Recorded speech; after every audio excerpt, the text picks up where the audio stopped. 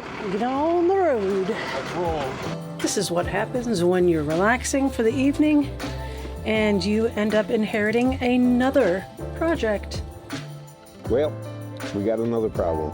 I got a slow tire leak, and it turns out to be the O-rings on the Crossfire. We ended up staying at the campground at the National Lava Beds Monument. It was a little windy last night, and this looked like a great opportunity. It was $10 a night, great sights. You had lots of room in between, and obviously there's not many people here right now. Beautiful area though. I am looking forward to being able to get going on this camper without having Gary have to redo the tires every time. Our plan is to get that fixed once we get to Penpac RV. We'll be able to take the camper off, which is kind of limiting us right now. They do normally have water available, but wrong time of year. That is not an electrical outlet that you can use. We do have a fire pit, which I hear you can't use, and a table that we didn't. All right, get on the road. Let's roll. A little chilly today, and a little bit of a ride.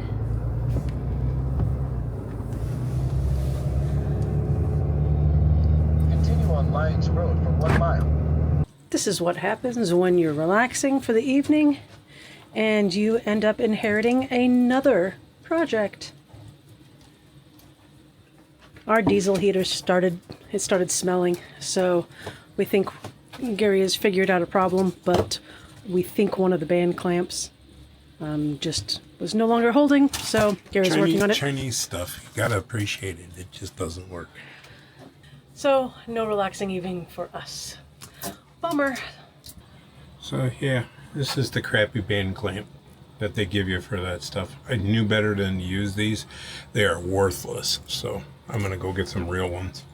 Every once in a while, staying at campgrounds is helpful, and this time it definitely is, because it's going to be around freezing tonight, so we'll be able to use our electric heater instead of the diesel heater.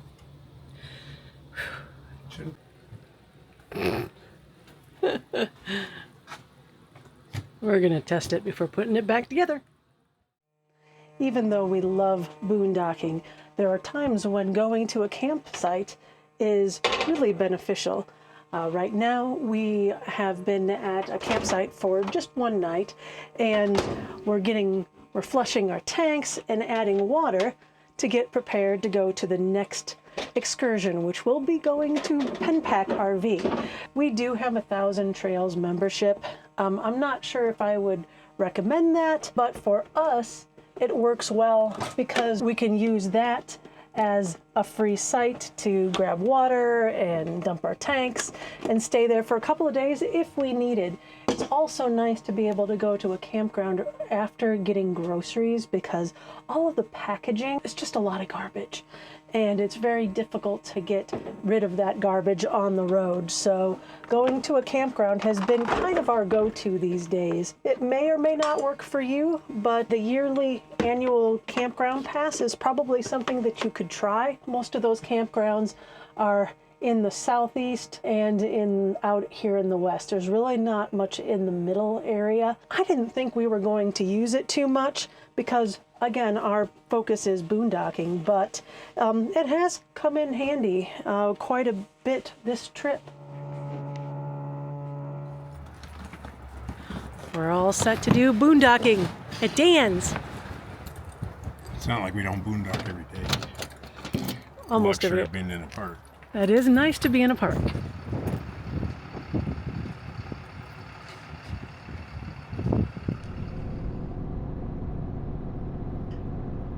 We made it safely to Penpac RV and parked in our spot and got settled in before beginning our first project to fix that nagging leak on our dualies. Well, we got another problem. I got a slow tire leak, and it turns out to be the O-rings on the Crossfire. I didn't maintain them after the last 5 years we've had it on the truck. So what I'm going to do is replace those O-rings. But what I'm doing though is I'm going to replace the Crossfire 100 that I had with the Crossfire 95. The reason for that is because our door panel calls for 95. on our truck for 95 PSI. And we typically will go a little bit lower if we need to, especially on rougher roads and stuff like that. That way we don't have any issues with the tires thinking that we're leaking. What I'll do is I'll take you along. I'm going to replace the O-rings with the new ones and kind of lube them up to make sure they don't corrode like the last time. And yeah, we'll bring you along, show you what's involved in putting this together. All right. So that didn't work the first time. So our door panels call for 95 PSI on the tires. And I run them about 90, 95, just depending on what the weather or where we're at. As far as pressure wise, the load rating on these based on that with our camper, we can run them down to 85 without any issues. So I figured I'd bring you along, show you what I'm doing for those maybe not have ever had these off. So I do use a sled hammer. You'll see me using it here. It's by Harbor Freight, just a cheap thing. And I use this for getting this off, because anybody that's done Chrysler real hubs knows that this is a big pain in the butt.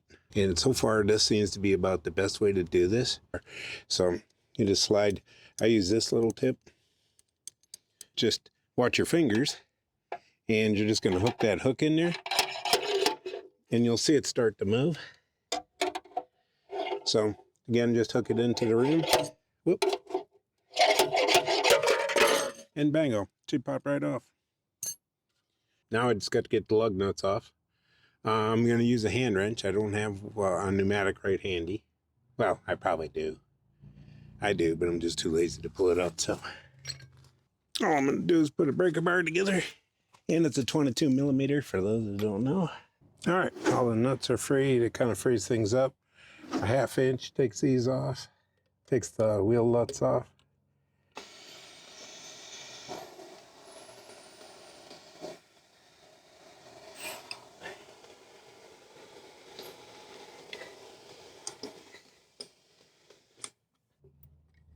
All right. Well, it does take a little bit of effort to get those off. Next step. All right. So I leave the wheel up on the hub. Next one, I got to get down into here. So I'm going to set you down. Hopefully you can see what I'm doing. It's basically the same thing, just trying to keep the tire up there though. This one's a straighter one. For some reason it does come off a little bit better. Okay. Whoa. So you can see my talent in action. So I take the crossfires apart. You'll need a Phillips screwdriver, basically is all you'll need, especially if you're going to change these. So this is the way this one came. But I really want to take these off. I'm going to interrupt Gary for a moment here for a little bit of background. If you are interested in getting a Crossfire system, you can get them on Amazon. We actually purchased this 95 PSI from Amazon. That works. They have most of the standard pressures out there, but make sure to get the right pressure for your rig. But what Gary was showing was an option that is really difficult to find, and you can't get it as part of a standard kit. If you are wanting to put TPMS on your tires and it's not built in, this would be the option. So they have a set of 2 lines, including these 2 separate valves. So you can put TPMS on there. Gary's going to explain why we liked them as well, so a different use. But if you're interested in that, I will put the link to get that in the description below. It is not on Amazon. But back to Gary. On the very side of this there's 4 of these. Two of these hold on this plate that holds this hose on. So I'm going to take those off right quick.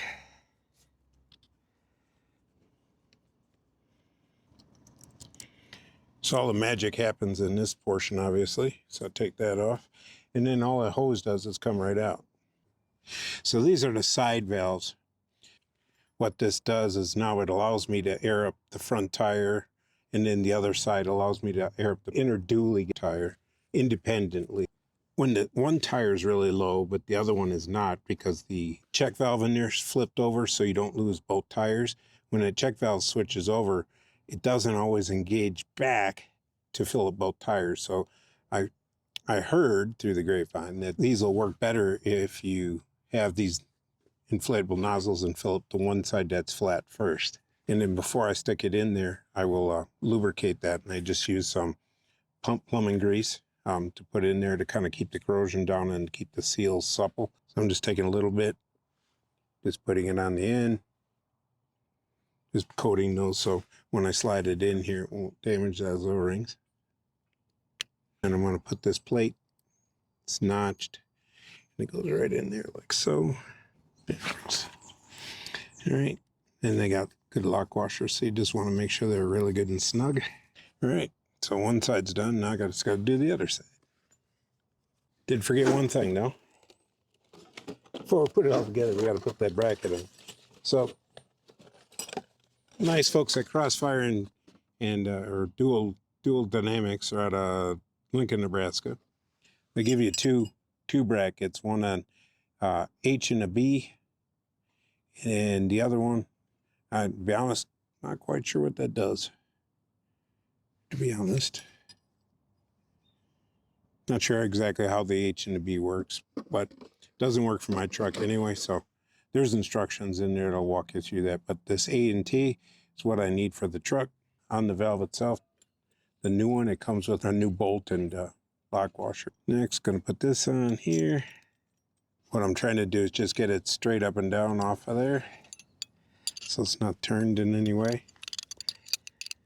You know what? I'm going to take it on the vise, make sure she does stay tight. All right, so next, you're going to do kind of the reverse of what you just did to get the wheel off. The trick now is to make sure that other valve stem is lined up. So I don't know how well you're going to see this, but this hole here lines up with your other valve stem in the back. So that's where we're going to stick our hose through and then kind of go with that. But I just kind of just set the wheel up in here just a little bit. I'm going to probably pull it away so I can put that other hose back on. You want to make sure kind of get into that one spot, the one spot where the wheel is. Got my 1/2-inch wrench here. And you just thread that booger on. And what you're going to do is thread it on until you don't hear any air anymore.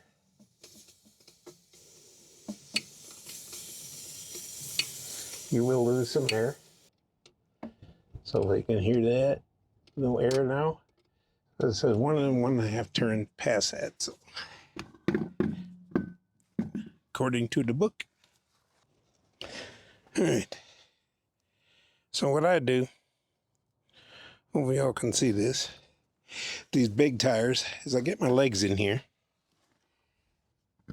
and I just use my legs to push it up. I squeeze my legs together and push it right up in there. These tires are very heavy, so it's not something you want to do all together, and just get it back far enough that you can get it in there. So, and before I do anything else, I'm going to clean this up a little bit. And I'm using Scotch-Brite because it scuffs up the rim less. Still going to do a little bit, but the hubcaps cover these, so not too overly concerned about it. Working around the stud just to kind of get that surface area cleaned up. Next, we're going to put this on. Make sure you're sitting on the 1/2-inch wrench. There it is. This, I think I'm going to put it right here so that it's not hitting that metal on the wheel. Just going to put a nut up here to help me hold it just for a second or two. Now I'm using just penetrating oil. You can use just any kind of lightweight oil. And I'm just giving a little spritz and just working these flanges so they're loosened up. And then I just clean up the excess with a rag. I'm going to finish up the rest of 9 of these and then we'll get back with you. Just because I don't want to do this again before I tighten all these down, what I'm going to do is spray some soap water on these connectors. What I'm going to do right now is air up my jack just a little bit. I need to make sure that inner tire is off the ground, off my blocks just a little bit. So when I go to torque this in, both wheels will be tight. So what I've done is I've got a 12-ton jack, but I've also got an air powered. So that way I can lift up the truck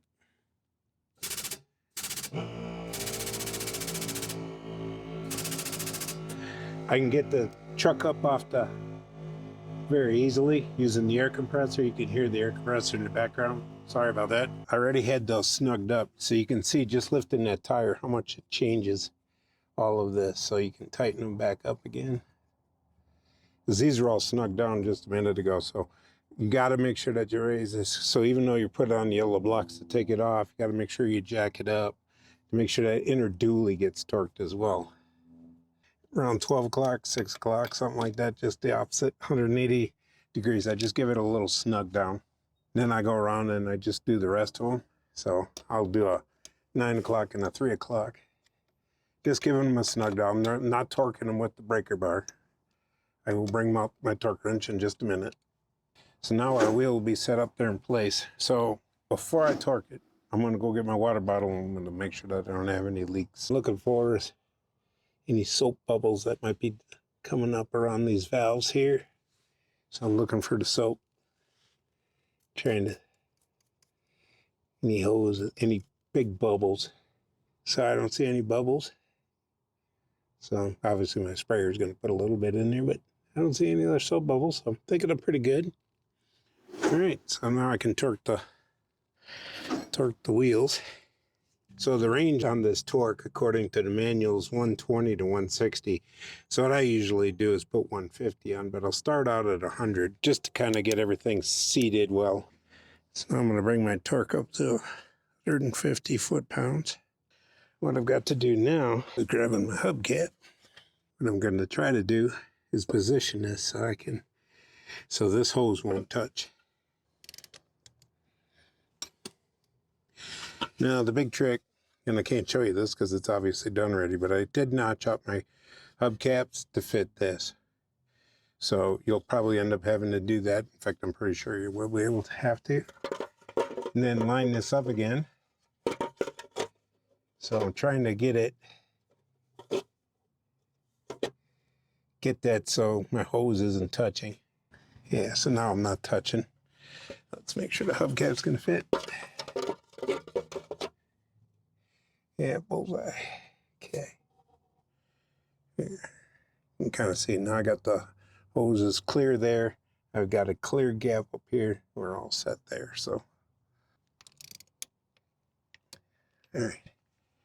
So double check this.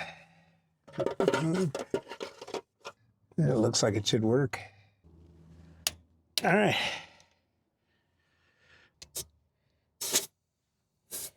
You're gonna hear my air compressor. It's gonna get a little noisy. So, all right, 95 PSI, so we're all aired up. But when it's up to 95, it'll be right in the middle of the lines. So, kind of helps you. I still use a tire gauge, just old school. Install the hubcap. Sure they're all lined up with the nuts on there.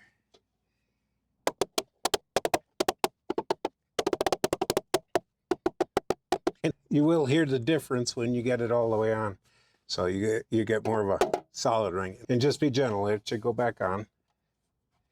You just got to be a little gentle with it. And as you can see, we're a little bit offset from the center, but this way my hoses aren't rubbing anywhere and I can still get to this and it's not touching. Doesn't look like it is. That's installing the Crossfires. Not overly complicated. It is a little unnerving. It's a very heavy vehicle. So if you're not familiar with it, and your hands will get dirty, you will need an air compressor. You will need a some kind of device to take off the thing. Yeah, there's faster ways, air guns and electric guns and stuff like that. I'm retired. I can do whatever I want, so I don't need to worry about speed. Other than that, that's about it. If you have any questions, feel free to put some comments down there. But yeah, this is me just changing these over and resealing these up so I don't have to keep airing out my tires every time we go out. So, all right, see you later.